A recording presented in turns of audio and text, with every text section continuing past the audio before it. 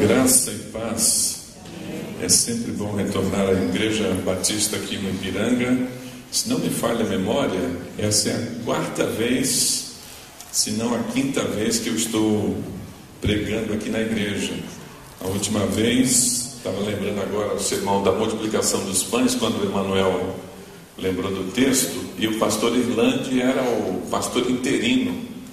Então você imagina aí 2010, 2011, nós estivemos aqui e nós temos sempre boas lembranças dessa igreja, do trabalho, da visão e da visão missionária da igreja. A gente lembra também com saudades a irmã Aliette, promotora de missões, quanto nos ajudou na obra de missões enquanto promotora dessa igreja, e nós louvamos a Deus pela igreja, pela vida da irmã Aliette e dos pastores aqui nesse tempo da igreja em vários ministérios. E como o pastor Nelson disse, é uma alegria. Eu posso dizer, o pastor Nelson é meu amigo e eu tenho ele como uma referência. Eu sou um pouquinho mais novo do que ele, né?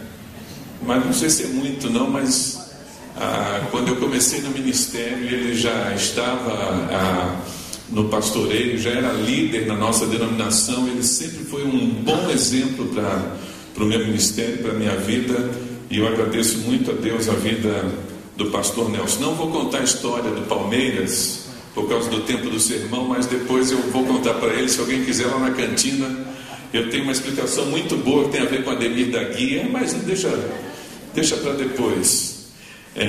Nós estamos, como o pastor Nelson disse, como diretor executivo da Convenção Batista do Estado de São Paulo. Vários são os desafios e nós estamos aí diante de um tempo singular, bastante específico, com muito trabalho, e nós agradecemos à Igreja do Ipiranga, porque o pastor Nelson é um dos nossos vice-presidentes, membro da diretoria.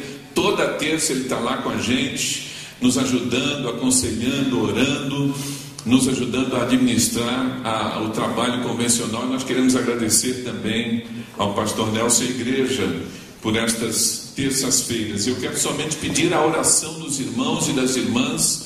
Nós temos vários desafios diante do nosso estado de entrar com a mensagem do Evangelho. Muita gente que ainda precisa ouvir falar do Evangelho de salvação do Senhor Jesus, e essa é uma obra de cooperação de todas as igrejas.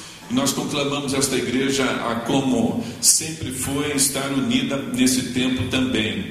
Abra sua Bíblia, Evangelho de Mateus, no capítulo 9, nós vamos ler dos versículos 35 a 38.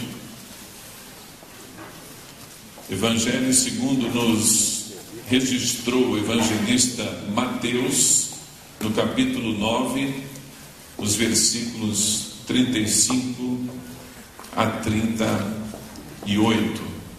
Sabendo da motivação deste momento, que é a abertura da campanha de missões nacionais, mas também consciente de que a obra missionária, ao mesmo tempo, Jerusalém, Judéia, Samaria e confins da terra, nós vamos refletir de maneira global nesse texto. O texto diz assim, acompanhe mesmo sentado como você está, esse texto conhecido sobre a seara e os ceifeiros. Jesus percorria todas as cidades e povoados, ensinando nas sinagogas, pregando o evangelho do reino e curando todo tipo de doenças e enfermidades. Vendo as multidões, compadeceu-se delas, porque andavam atribuladas e abatidas, como ovelhas que não têm pastor. Então disse aos seus discípulos: na verdade a colheita é grande, mas os trabalhadores são poucos. Rogai ao Senhor da colheita que mande trabalhadores para a sua colheita. Que o Senhor abençoe sua palavra aos nossos corações. Esse texto, que é um texto bastante conhecido, certamente você já ouviu várias mensagens, sermões neste texto que fala da ceifa, da seara e dos ceifeiros. E este texto mostra para a gente o Senhor Jesus Cristo em ação. Se nós estamos pensando nesta noite sobre a campanha de missões nacionais, essa abertura da campanha que tem como tema multiplicando o amor de Deus, esse desafio de levar o Evangelho a toda a nossa nação, nós temos que olhar para esse Jesus que é o Jesus missionário também. E o exemplo de missão que ele coloca neste texto, para que agora, espelhados pelo exemplo do Senhor Jesus Cristo, você e eu possamos, a igreja do Ipiranga, todos nós juntos, levar o Evangelho à nossa nação. Esse texto apresenta o Senhor Jesus Cristo em missão e ele é a nossa referência, e nós temos que imitar o Senhor Jesus Cristo.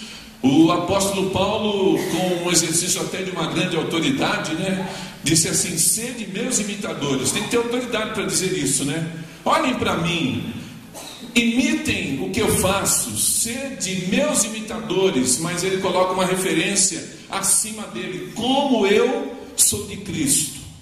Não era somente imitar o apóstolo Paulo, é porque Paulo tinha consciência de que ele lutava, se esforçava, subjugava o seu corpo, seus instintos, seus desejos, para ter a referência de Jesus, e as pessoas podiam olhar para ele e imitá-lo. E esse texto então temos aqui o Senhor Jesus Cristo trabalhando em missão, levando o Evangelho do Reino às ovelhas perdidas da casa de Israel. Interessante, pastor Nelson, pastor Emanuel, que no verso 37 a 38 do texto que eu li, Jesus finaliza pedindo aos seus seguidores que façam uma oração. Ele olha para o tamanho do desafio e diz que a colheita é muito grande, mas por outro lado ele está dizendo que a força de trabalho é pequena. Jesus está pedindo um reforço na força de trabalho, na quantidade de trabalhadores. É um texto de recrutamento também. Só que a primeira parte do recrutamento, o verso 38, ele diz assim: rogai ao Senhor da seara, na minha versão da colheita, que mande trabalhadores para a sua seara. O incentivo de Jesus, a ordem de Jesus para suprir a necessidade de mais trabalhadores, é um pedido de oração, que nós devemos orar. Rogar é uma súplica intensa ao Pai, para que Ele mesmo, Ele recrute, Ele toque, Ele vocacione, Ele levante, Ele prepare, Ele envie. Ele tem as maneiras para isso, mas a nossa parte é oração. Rogai, pois, ao Senhor da seara, que levante, que mande trabalhadores para a sua seara. Esta é uma oração que nós não podemos ainda parar de fazer.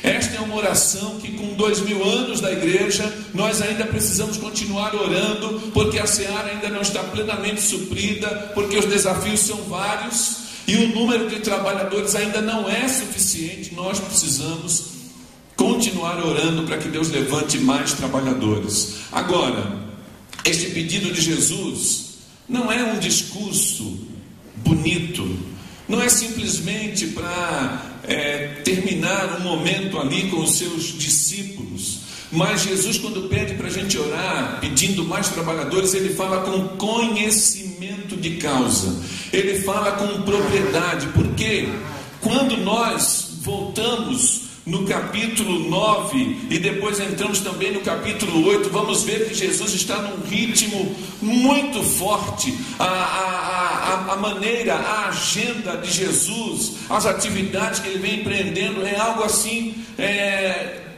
tão intenso, que eu imagino que diante de tanta intensidade, diante de tantas atividades, ele chega no final do capítulo 9 e ele fala: precisa de mais gente para trabalhar, para fazer isso, para continuar essa obra.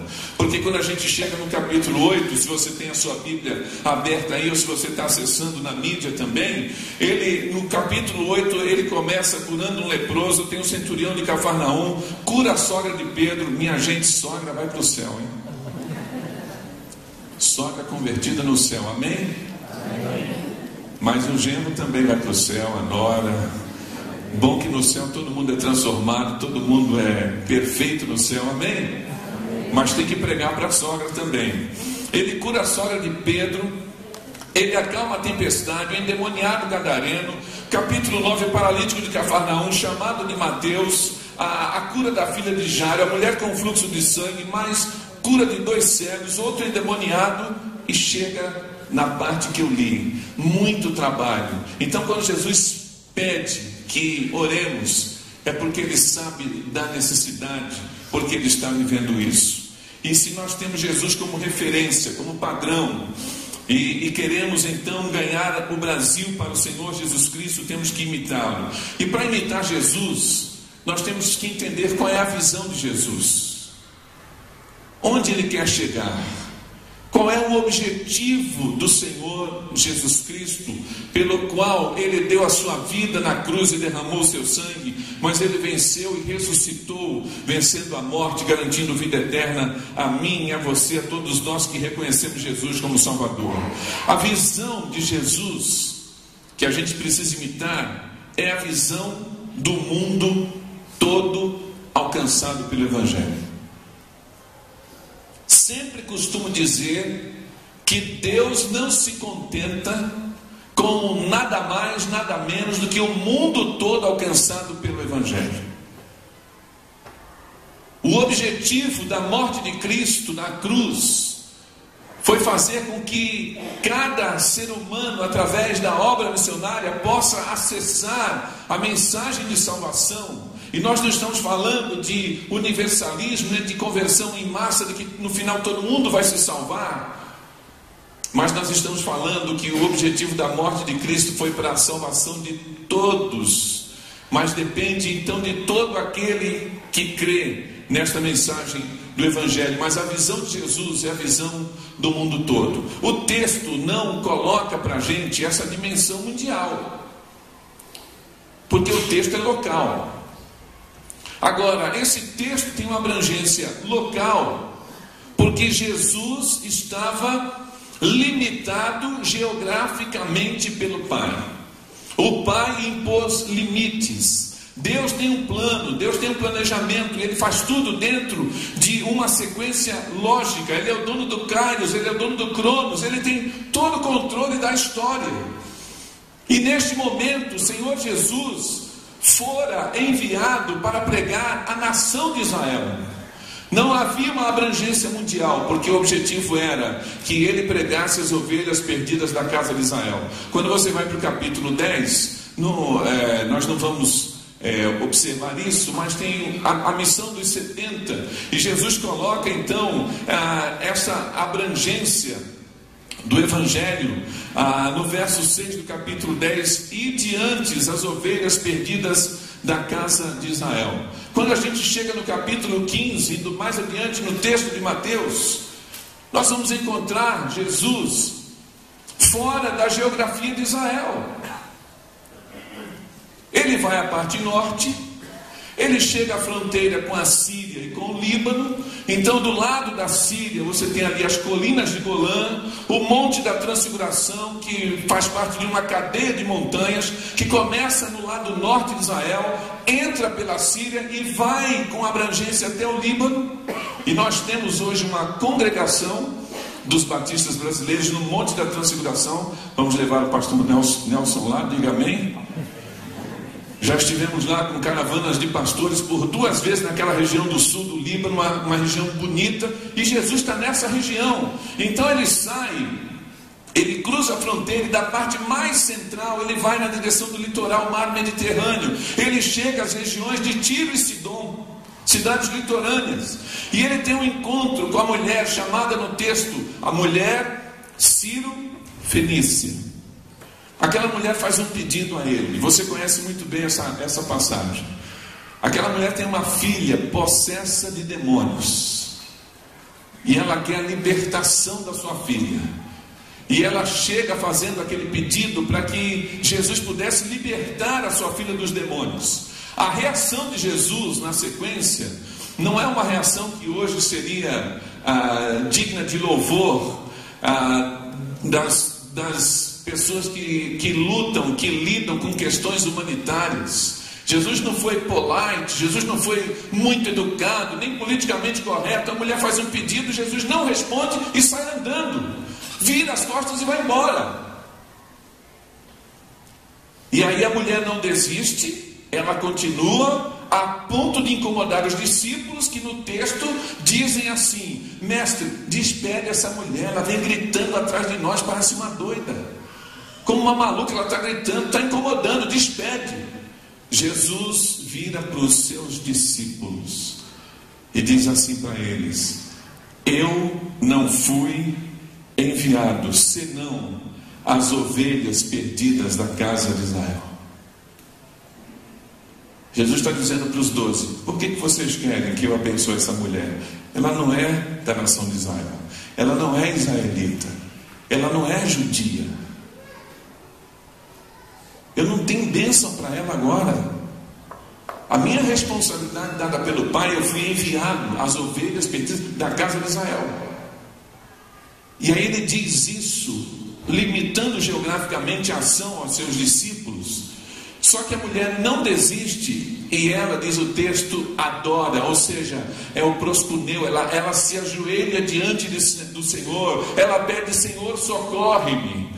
E naquele gesto de humilhação diante do Senhor, pedindo socorro, Jesus dá uma outra resposta, que também incomoda muita gente nos dias de hoje, mas que era um ditado popular. E Jesus diz assim: não é bom pegar o pão dos filhos e lançar aos cachorrinhos. Que se torna para alguns hoje ofensivo, mas que também era uma maneira de dizer: olha, eu não vou tirar a provisão da família para suprir a necessidade de alguém que não é da família. Não é bom pegar o pão dos filhos e lançar aos cachorrinhos. E aí você pensa: agora é o fim da picada, a mulher vai sair chutando lata, reclamando, vai fazer uma denúncia em algum órgão de defesa do consumidor. E quando você pensa que aquela mulher vai desistir, vai sair amargurada, ela mantém a humildade e ela faz a declaração que abre as portas para que a sua oração fosse atendida. Ela humildemente diz assim: sim, Senhor, mas também os cachorrinhos se alimentam das migalhas que caem da mesa do Senhor.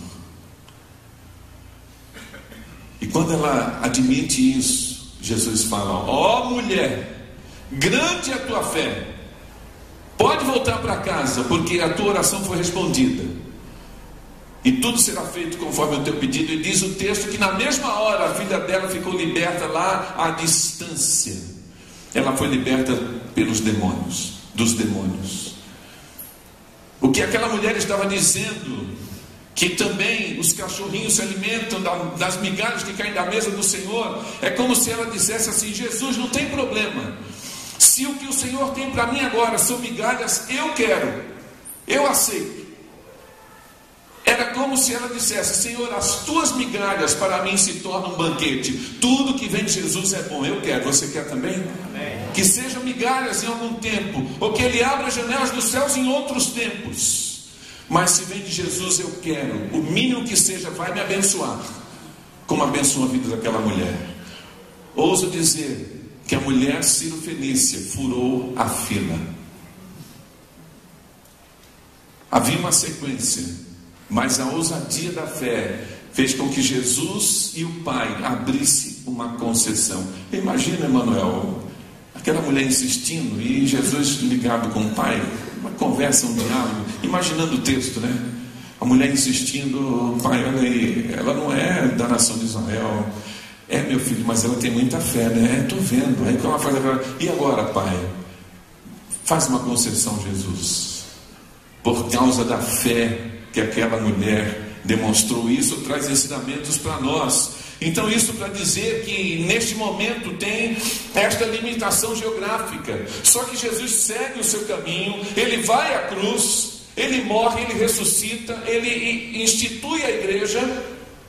Vem o Atos 2, o capítulo 2 de Atos, quando a inauguração da igreja, a dimensão agora do Espírito Santo, e o mandato missionário nesta sequência é que nós devemos levar o Evangelho ao mundo todo.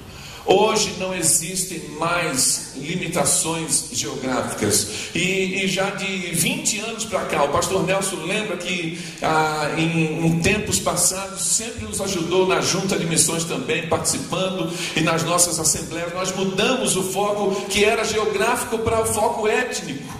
Porque dentro de vários países, muitas vezes nós temos um país geográfico, uma federação, mas nós temos ali dentro várias etnias. E os textos da grande comissão priorizam todas as gentes, ou etnias é a palavra lá. Então nós temos que levar o evangelho a todas estas etnias, e hoje já não há mais, então, limitação. A gente costuma dizer também, e tem aquela situação, povos não alcançados. A pergunta é: o Brasil é um povo não alcançado ou alcançado? O que você acha? Povos não alcançados. O Brasil já é alcançado, sim ou não? Sim ou não? Sim ou não? Como eu gosto quando o auditório fica na dúvida, Nelson, porque agora eles começam a pensar. O Brasil é um povo alcançado, sim ou não? Sim. Sim. Muita gente está dizendo não. Sim. Porque a gente tem que entender qual é a classificação correta de povo não alcançado e povo alcançado. Um povo não alcançado é aquela etnia, grupamento étnico, ou mesmo um país que não tem igrejas que são autossustentáveis, autopropagáveis, autoadministráveis. É a classificação de um país ou etnia quando não tem uma quantidade de crentes suficiente para pregar para o seu próprio povo. É aquela etnia ou nação que precisa de ajuda de fora de missionários. O Brasil hoje precisa que outros missionários de outras nações venham aqui pregar para o nosso povo, sim ou não? Não. As igrejas batistas ou todas as igrejas evangélicas, nós que estamos aqui no Brasil, já não podemos dar conta de pregar o evangelho para todo o Brasil, sim ou não? Sim. Nós temos missionários estrangeiros no Brasil com foco específico em ensino teológico, em várias frentes, mas a nossa igreja evangélica brasileira pode dar conta deste recado. Nós hoje somos a terceira nação do mundo em número de evangélicos. A primeira nação do mundo em número de evangélicos, Estados Unidos. Segunda nação do mundo em número de evangélicos, China, um país onde é proibido pregar, e temos lá 27 mil convertidos dia. E a continuar assim vai se tornar a primeira nação do mundo. É proibido pregar, mas nós temos autorização dada por aquele que está acima de constituições de país. Amém? E desta forma, então, o Brasil é a terceira nação do mundo, e nós podemos pregar o evangelho. Agora, além de pensar em povos não alcançados, nós hoje missiologicamente temos que pensar em povos não engajados. A classificação missiológica da língua inglesa, o unengaging ou not engaging, mais usado unengaging.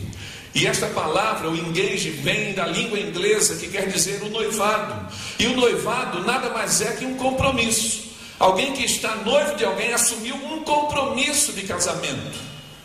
Então, quando a gente pensa em unengaging, não comprometidos, não estamos dizendo que essas etnias não estão comprometidas conosco, mas que nós, como igreja no mundo, não estamos comprometidos com várias etnias.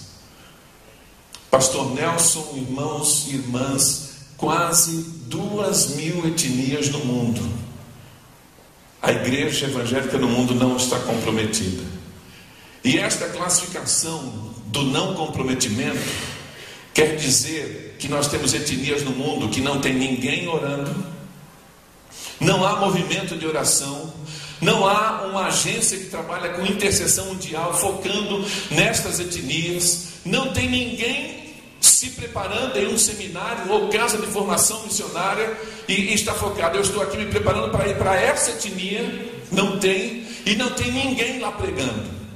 Então são três coisas: etnias do mundo que não tem ninguém orando por eles, ninguém se preparando para ir e ninguém lá pregando para eles, ou seja, completamente abandonados.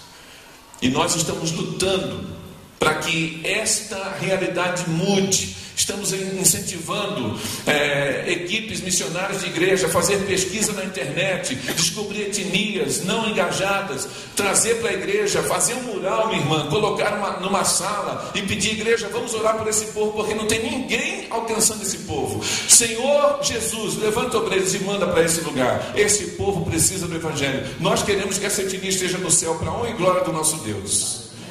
Aí a gente começa a reverter isso, para que estas pessoas, então, a partir da nossa oração, nós nos comprometamos com elas, e orando, Deus haverá de levantar e enviar, para que esta realidade seja transformada. Ainda pensando nessa dimensão geográfica que hoje é o mundo todo, nós precisamos entender que o mundo não está mais estacionado, porque o mundo está se movendo, ou o mundo está em movimento. Eu não sou tão idoso assim, eu já tenho mais de 40. Seminovo, né, Márcio? Mas há coisa de 30 anos atrás, vocês vão se lembrar, muitas pessoas nasciam em determinada cidade ou vilarejo, elas cresciam ali, tinham a sua infância, alfabetizadas ou não, escoladas ou não, profissão, casamento, e aí filhos, netos, e chegava a idade avançando, morriam, mas tinham todo o seu histórico de vida naquela cidade e se deslocavam no máximo num raio de 100 quilômetros, quando muito. O mundo estava mais estacionado. Hoje as pessoas estão se movimentando, e esta movimentação, por questão do avanço das comunicações, por questões econômicas, por questão também de favorecimento dos transportes. Eu nasci no Guarujá, e eu me lembro que ainda na época da minha juventude, eu conheci pessoas que nunca tinham saído do litoral e vindo a São Paulo. Agora, eu sei que hoje, 2016, tem gente que nasceu no Guarujá e já avançou na idade, e ainda hoje nunca tem gente lá no Guarujá que nasceu lá e não conhece São Paulo. Agora, o mundo está fazendo essa transição de estar mais estacionado, vivendo a vida somente num lugar, e está se movimentando. O mundo se movimenta por questões econômicas, o mundo se movimenta por questões de catástrofes naturais, o mundo se movimenta por questões de guerra. Pergunto para você: tem algum sírio morando no Brasil? Tem algum sírio na Europa? Eles entram ali pelo mar Mediterrâneo, tem gente saindo do norte da África e indo para a Itália, ou dos países em guerra e indo lá também para os países da Europa e vindo também para o Brasil. Tem. Eles estão se movimentando por uma questão de sobrevivência da guerra, e eles estão aqui. Qual é a nossa missão? Como também estão dentro do nosso país, levar o evangelho a esses que estão aqui por uma questão de sobrevivência. Catástrofe natural. Pergunto para você: tem algum haitiano morando no Brasil? Tem ou não tem? Tem. 1 ano e meio em Manaus, quantos haitianos? Fiz vários amigos ali, são trabalhadores, estão nos postos de gasolina, estão nos restaurantes como garçons. Conheci vários haitianos ali que, saídos do Haiti, já fizeram 2 faculdades no Brasil. E há algum tempo atrás, o tempo já passou um pouquinho, um pastor da Zona Leste, eu ainda estava na Junta de Missões Mundiais, Nelson, e ele me ligou e falou assim: Adilson, me ajuda, porque todo domingo aqui na Zona Leste eu tenho 30, 40 haitianos no culto. O que eu faço? Eu não sei o que fazer, porque eu não falo nem francês. Eu falei para ele: você vai ter que aprender o francês e também o crioulo. porque o crioulo é a língua mais falada do Haiti, que é a língua da etnia. Eu falei para ele, Tut Magai de Jabian, mas que Jesus Chitaço Troni, Tut Magai de Jabian, Tut Magai de Jabian. Você entendeu tudo, né? Alguém tem o dom de interpretação de língua estranha aí? Se tiver, o pastor Nelson vai falar com você depois do culto. Se tiver, o pastor Nelson vai falar com você depois do culto. Mas estas frases que eu coloquei no idioma crioulo da etnia lá do Haiti, o crioulo é o mix, é a mistura. O africano estava na África, ele tinha o seu dialeto natural e ele aprendeu, aí ele foi preso, subjugado. Ele veio no navio negreiro para as Antilhas, para a América Central, para o Brasil, para a América do Norte, e aí ele tinha o idioma dele e ele começou a aprender o idioma do patrão, dando ordem. Ele misturou o idioma da África com o idioma do patrão. Então tem o crioulo da Guiné-Bissau, ali que falam o português, a mistura da etnia com o português, do francês do Haiti, do Senegal e assim por diante.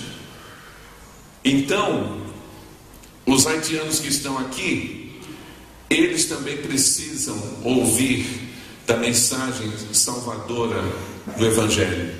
E eles estão espalhados por todo o nosso país. Eles estão na região norte, eles invadiram o Amazonas, Manaus, eles estão nas plantações no centro-oeste, trabalhando em fazendas, e eles estão também aqui na nossa capital, e nós temos que orar por eles, para que o Evangelho também os alcance. Uma outra questão, a questão econômica, temos um case interessante, e nesse case interessante, de deslocamento de pessoas, a Malásia se tornou o centro econômico daquela região do sudeste da Ásia. Você já ouviu falar dos tigres asiáticos? A Malásia não é classificada como um dos tigres, mas se tornou então uma liderança econômica naquela região.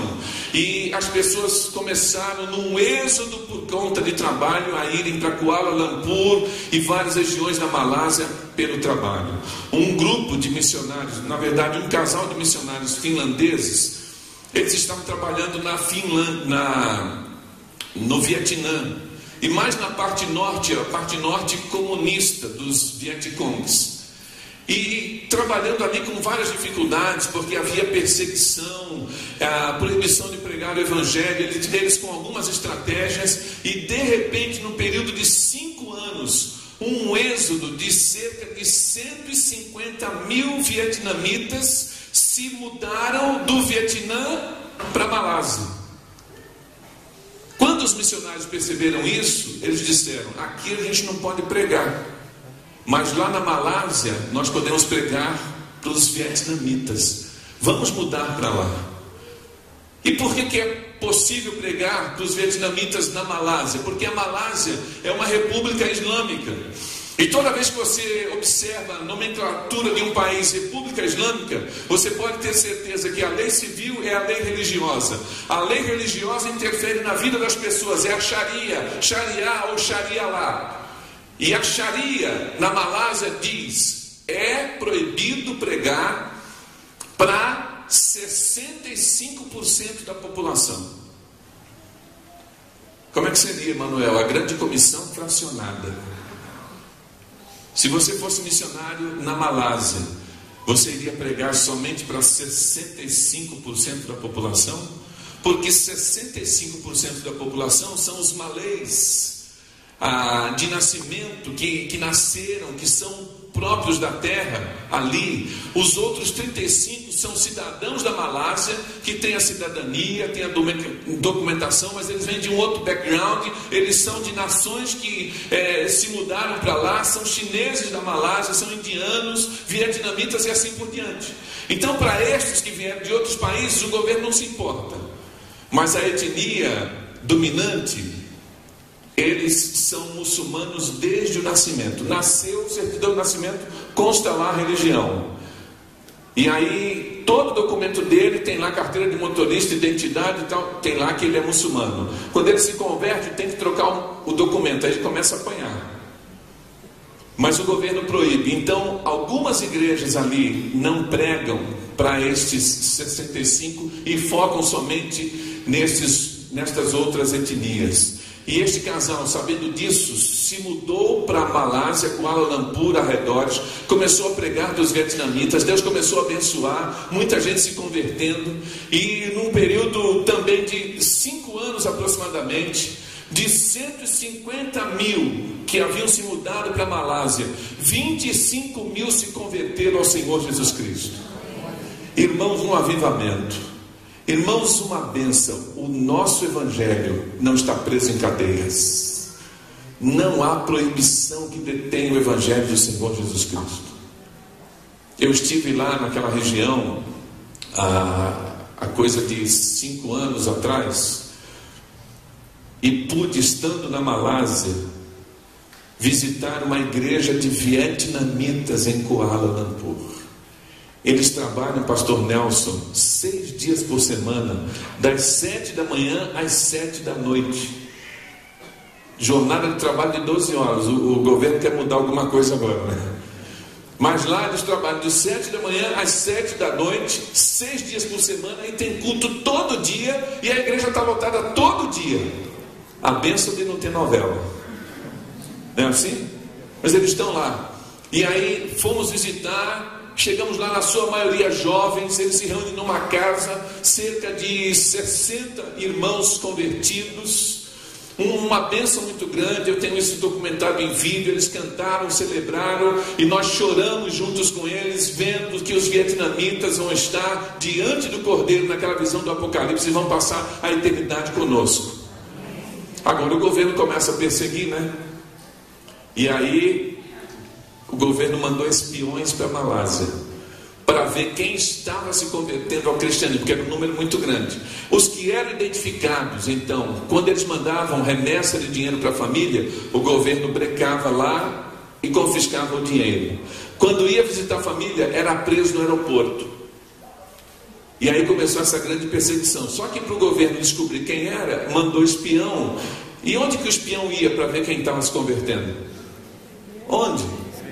Na igreja, no culto.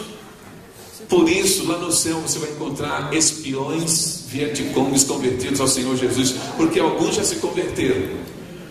E assim o evangelho vai crescendo, o mundo todo sendo alcançado pelo evangelho do Senhor Jesus Cristo. Pergunto para você, voltando agora os nossos olhos para o Brasil. Nós temos uma campanha missionária, nós temos vários projetos, alguns foram colocados aqui, nós temos gente preparada para pregar o evangelho em vários contextos, não é isso, pastor?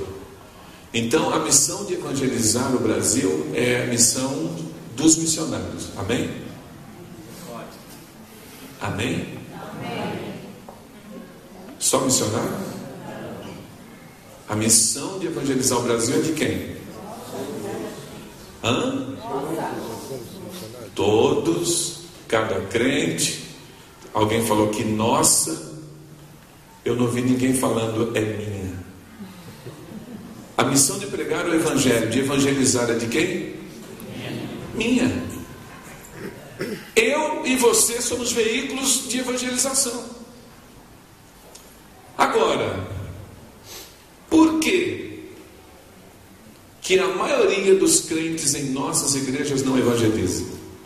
Nelson, eu não conheço a realidade aqui do Ipiranga, mas eu conheço várias realidades por todo o nosso país, batistas ou não batistas. A média, Emanuel, é que 80% dos crentes em nossas igrejas nunca evangelizaram.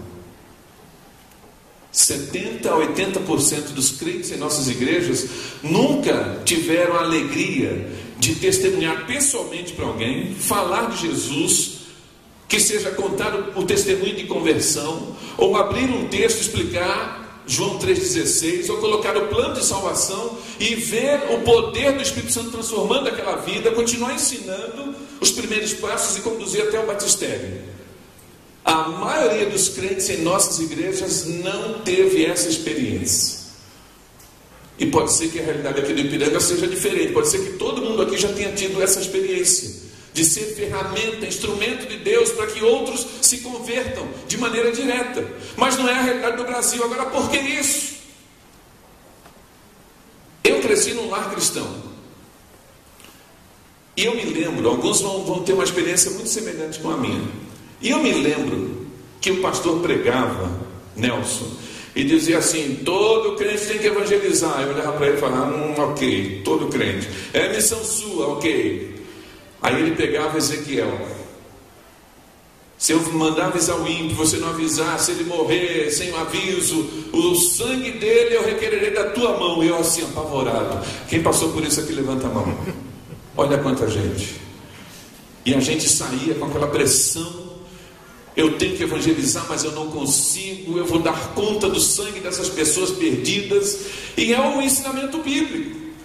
Então eu entendia que era a minha responsabilidade, mas eu não me via em condições, eu não me achava competente, e ficava aquele sentimento de culpa, até que o tempo passou e eu fui entendendo outras coisas.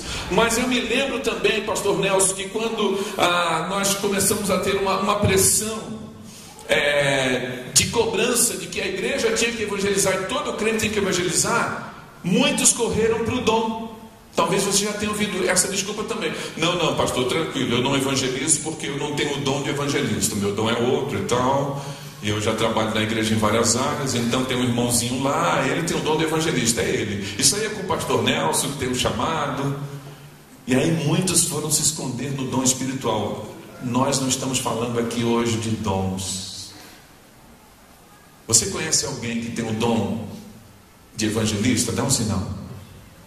Aquela pessoa na igreja que está falando de qualquer assunto, na fila do banco, no posto, na padaria, ele está falando lá de qualquer tema, o Palmeiras que ganhou do Corinthians de 3-0 e tal, qualquer coisa que ele está falando assim, desculpa, eu não vou falar nisso não, mas ele está falando de futebol, de política, de economia, e ele faz uma ponte e leva a conversa para Jesus e finaliza com Jesus e evangeliza. Conhece alguém assim? Então são pessoas que têm o dom do evangelismo, de evangelista. Estas pessoas Deus coloca na igreja e eles se tornam carro-chefe da evangelização. Mas não é para a gente canalizar para essas pessoas e dizer: você tem o dom, você evangeliza. Todos nós evangelizamos, mas essas pessoas lideram o evangelismo na igreja. Depois, além de correr para o dom, a gente correu para o curso teológico. Não, eu não evangelizo porque eu não tenho curso teológico. Aí Emanuel, Nelson, a gente não está falando de teologia. Eu não evangelizo porque eu não sei falar. Eu não tenho eloquência. A gente não está falando de eloquência. Você já ouviu a frase: pregue em todo o tempo.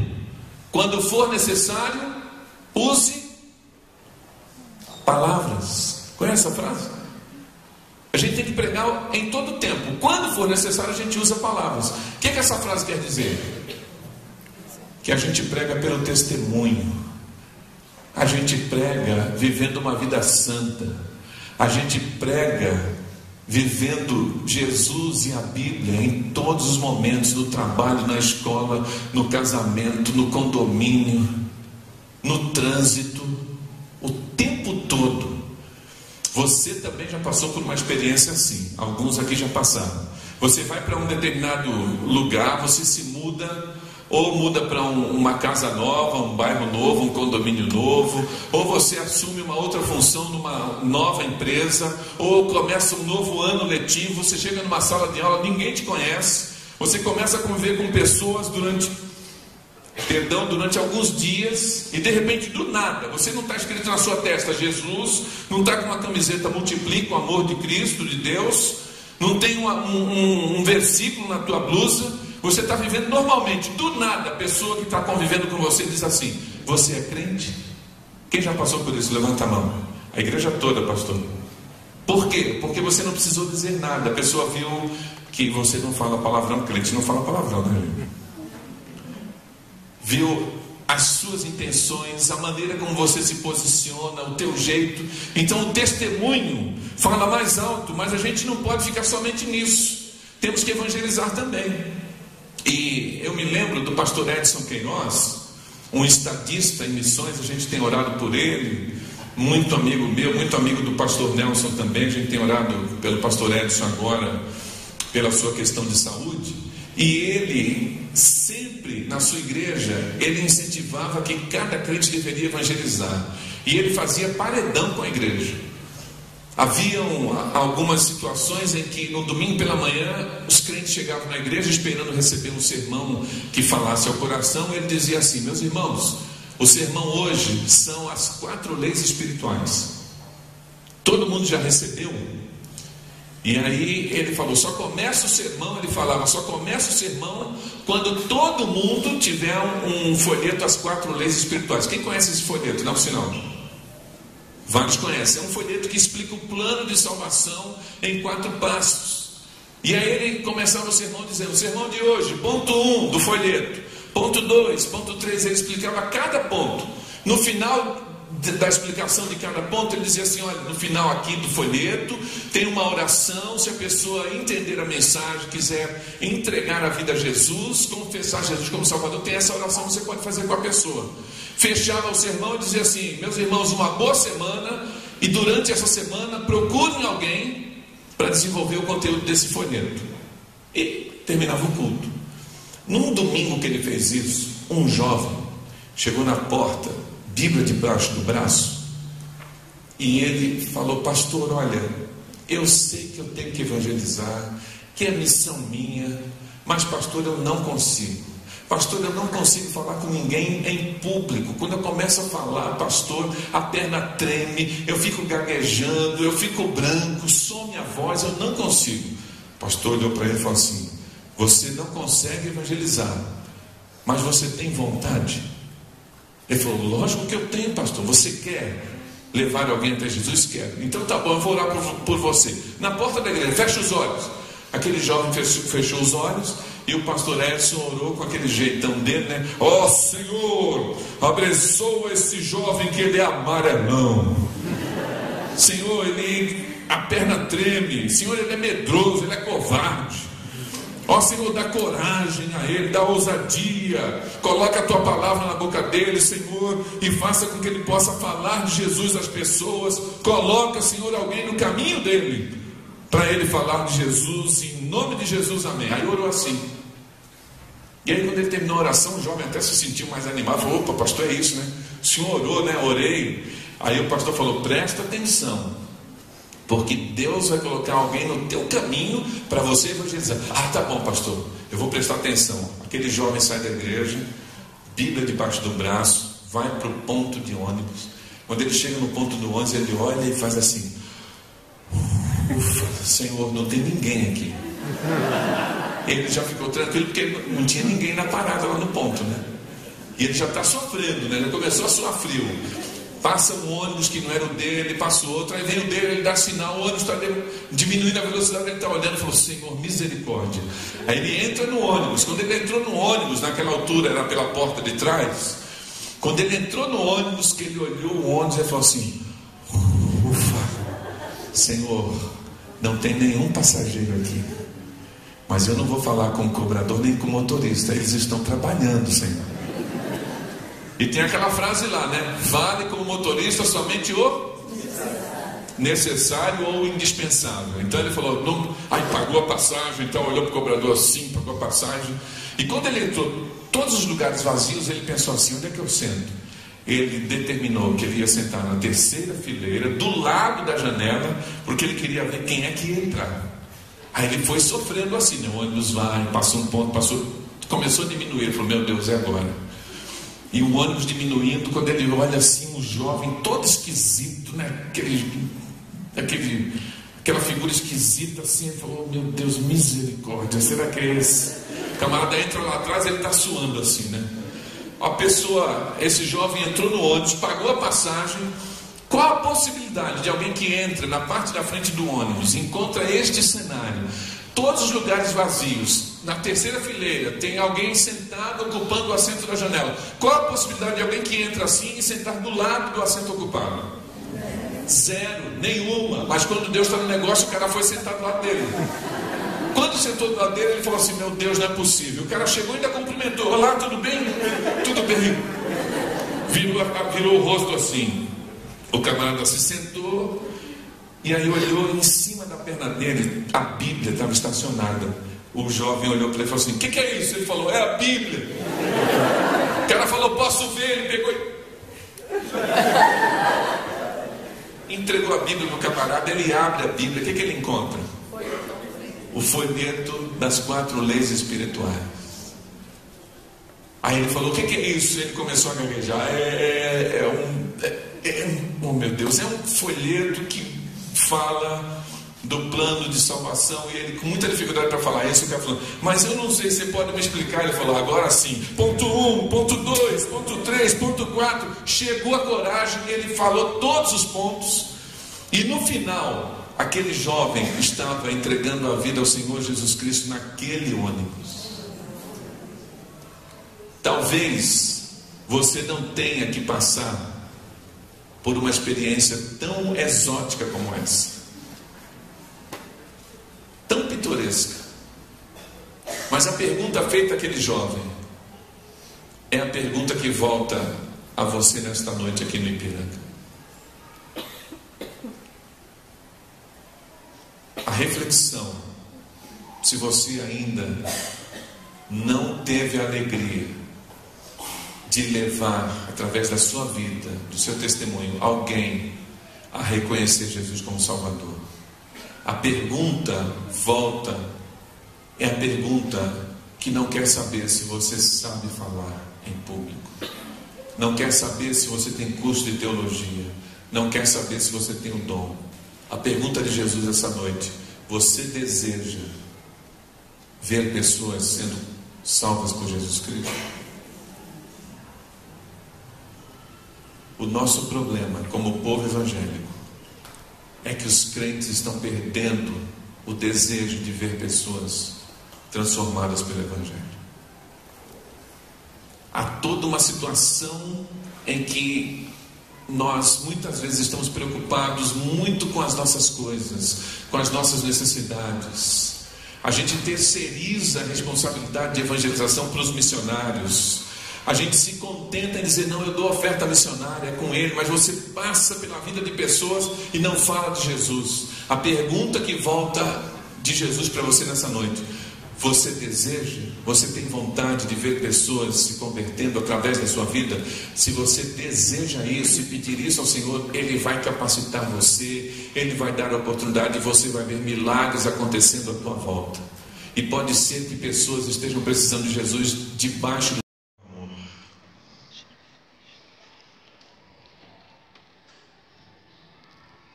Nós precisamos ter a visão de Jesus. Ele foi por todas as cidades e aldeias, pregando o Evangelho do Reino. A visão de Jesus é o mundo todo. A visão de Jesus comporta o nosso país e também o nosso estado de São Paulo e a nossa cidade de São Paulo, o bairro do Ipiranga e outros bairros. Agora, esse texto também demonstra que, além de ter a visão do mundo todo, Jesus tem o amor todo, porque Ele se preocupou com as necessidades das pessoas. Ele curava toda sorte de enfermidades, e Ele também multiplicou os pães e os peixes. É o evangelho integral que esta igreja faz e que você também precisa se envolver para atender necessidades, não por barganha, mas para comunicar amor. Esse texto também apresenta que Jesus tem a visão da compaixão, porque o texto vai dizer que Jesus compadeceu-se das pessoas que estavam desgarradas e errantes, como ovelhas que não têm pastor. E você precisa também dizer: Senhor, enche o meu coração de compaixão. Se você quer ver o Brasil transformado, se você quer ver amigos transformados, se você quer ver sua família transformada, você deve dizer: Senhor, enche o meu coração de amor pelos meus queridos e de compaixão. Eu tenho a salvação, estas pessoas estão perdidas, eu quero transformar isso. Usa a minha vida para a transformação das pessoas que eu amo, que são meus queridos, ou de outros que o Senhor colocar no meu caminho.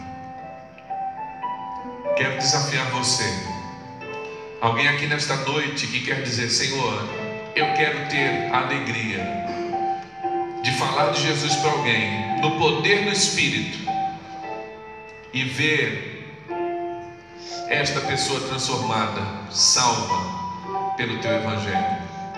Alguém que quer pedir isso ao Senhor, levante a sua mão aí onde você está. Deus abençoe vocês. Deus abençoe. Deus abençoe. Pode abaixar. Pode abaixar. Mais alguém que não tenha levantado a mão, que não é questão de capacidade, de dom, mas simplesmente de vontade, desejo. Deus haverá de te capacitar, mas dizer: Senhor, eu tenho desejo, eu não sei como, não sei nem quem é que eu vou pregar, mas eu quero ter essa experiência. Enche-me com Teu Espírito Santo, me dá sabedoria, coloca pessoas no meu caminho, me dá ousadia e coragem para falar. Alguém mais quer pedir isso ao Senhor? Levante a sua mão. Deus abençoe. Deus abençoe vocês.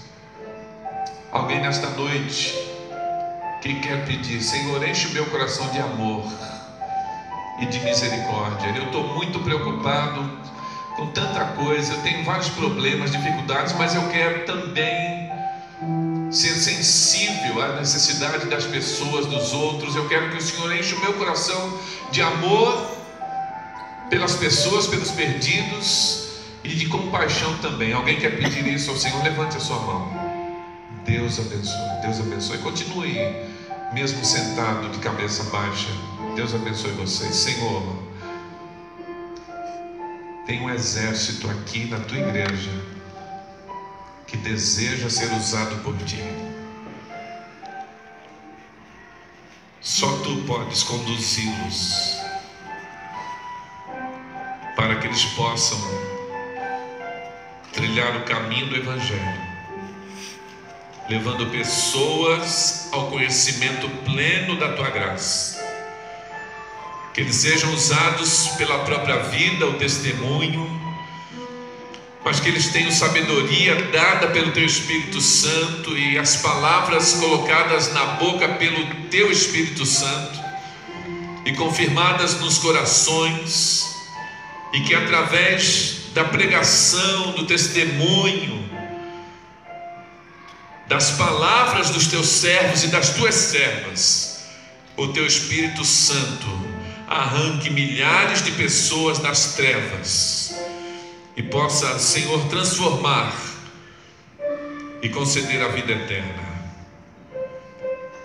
Enche o coração, Pai Santo, de cada um de nós de amor e compaixão, e usa as nossas vidas em nome de Jesus. Amém. Deus abençoe vocês.